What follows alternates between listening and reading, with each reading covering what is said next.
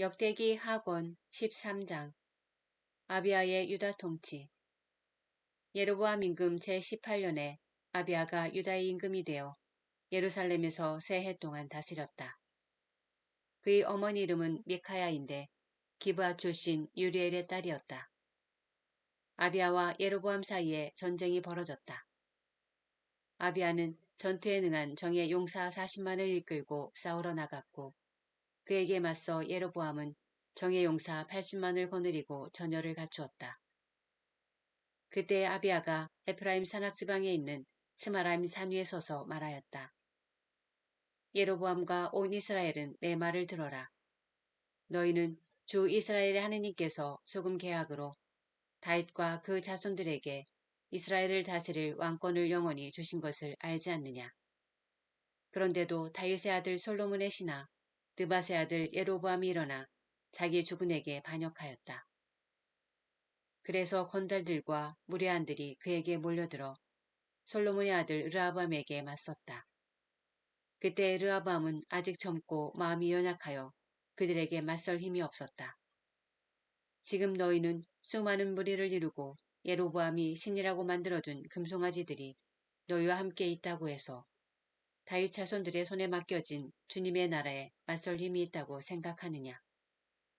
너희는 아론의 자손들인 주님의 사제들과 레위인들을 쫓아내고 다른 나라 민족들처럼 너희 스스로 사제들을 만들지 않았느냐. 수송아지 한 마리나 수당 7마리를 끌고 오는 자마다 사제 직무를 맡는다면 신이 하는 것들의 사제가 되는 것이 아니냐. 그러나 우리는 주님만이 우리의 하느님이시기에 그분을 저버리지 않았다. 주님을 섬기는 사제들은 아론의 자손들이며 레위인들이 그들을 돕는다. 그들은 날마다 아침 저녁으로 주님께 번제물을 살라 바치고 향기로운 향을 피우며 정결한 상 위에 빵을 차려놓는다. 금 등잔대에는 저녁마다 등불을 켜놓는다. 우리는 이렇게 주 우리 하느님의 명령을 지키지만 너희는 그분을 저버렸다. 보라, 우리 선두에는 하느님께서 우리와 함께 계시다. 그분의 사제들이 너희를 공격하라는 전투 나팔을 불려고 서 있다. 이스라엘 자손들아, 주 너희 조상들의 하느님과 싸우려 하지 마라. 너희는 이기지 못한다. 그러나 예로보암은 이미 복병을 유다군 뒤로 돌아가게 하였다. 이렇게 이스라엘군은 유다군 뒤에 복병을 숨겨두고 그들과 정면에서 맞섰다. 유다군이 돌아보니 전투가 앞뒤에서 벌어지고 있었다. 그래서 그들은 주님께 부르짖었다. 사제들이 쇠나팔을 불자 유다군은 함성을 올렸다. 유다군이 함성을 올렸을 때 하느님께서 아비야와 유다 앞에서 예로보암과 온 이스라엘 치시니 이스라엘 자손들이 유다 앞에서 도망쳤다. 하느님께서 이렇게 이스라엘군을 유다군의 손에 넘겨주시어 아비야와 그의 군대가 적들을 크게 무찔렀다. 이스라엘에서 쓰러져 죽은 정예 군사는 50만이나 되었다. 그때 이스라엘 자손들이 굴욕을 당하고 유다 자손들이 이기게 된 것은 유다 자손들이 주 저희 조상들의 하느님께 의지하였기 때문이다. 아비야는 예로보암을 뒤쫓아가서 그의 성읍들, 곧 베텔과 거기에 딸린 마을들, 여사나와 거기에 딸린 마을들, 에프론과 거기에 딸린 마을들을 점령하였다. 예로보암은 아비야 생전에 힘을 회복하지 못하였으며 주님께서 그를 치시니 그가 죽고 말았다. 그러나 아비야는 세력이 커졌다. 그는 아내 14을 거느리고 아들 22과 딸 16을 두었다. 아비야의 나머지 행적과 그가 걸어간 길과 그의 언행은 이도 예언자의 주석서에 쓰여 있다. 아비야는 자기 조상들과 함께 잠들어 다윗성에 묻히고 그의 아들 아사가 그 뒤를 이어 임금이 되었다. 아사의 유다 통치. 아사 시대 10년 동안 나라는 평온하였다. 역대기 하권 14장. 아사는 주 자기 하느님의 눈에 드는 좋은 일과 옳은 일을 하였다. 그는 이교 제단들과 산당들을 없애버리고 기념 기둥들을 깨뜨렸으며 아세라 목상들을 토막냈다. 그리고 유다 백성에게 주 자기 조상들의 하느님을 찾으며 율법과 계명을 지키라고 말하였다. 또한 유다의 모든 성읍에서 산당들과 분향제단들을 없애버렸다. 그리하여 그가 다스리는 동안 왕국이 평온하였다. 나라가 이렇게 평온해지자 그는 유다에 요새 성읍들을 지었다. 또 주님께서 그에게 안정을 주시어 그는 여러 해 동안 전쟁을 겪지 않았다. 그는 유다 백성에게 말하였다. 이 성읍들을 다시 세웁시다. 성벽과 탑으로 둘러쌌고 성문과 빗장을 만들어 답시다. 우리가 주 우리 하느님을 찾았으므로 이 나라가 아직도 우리 앞에 남아있는 것이요. 우리가 그분을 찾자 그분께서 사방으로부터 우리를 평온하게 해주셨소. 그래서 그들은 성읍들을 세우기 시작하여 일을 잘 마쳤다. 아사에게는 큰 방패와 창을 든 유다 출신 군사 30만이 있었고 작은 방패를 들고 활로 무장한 베냐민 출신 군사 28만이 있었다. 그들은 모두 힘센 용사였다. 그 즈음에 에디오피아 사람 제라가 군사 100만과 병거 300대를 이끌고 그들을 치러 나와 마레사까지 다다랐다. 아사도 그에게 맞서려고 나가 마레사의 츠파타 골짜기에서 전열을 갖추었다. 아사가 주 자기 하느님께 말씀드렸다. 주님, 강자와 약자 사이에 싸움이 일어났을 때 당신처럼 도와줄 리 아무도 없습니다. 주 저희 하느님, 저희가 당신께 의지하여 당신의 이름으로 이 무리를 치러 나왔으니 저희를 도와주십시오. 주님, 당신께서 저희의 하느님이시니 아무도 당신을 당해내지 못하게 해주십시오.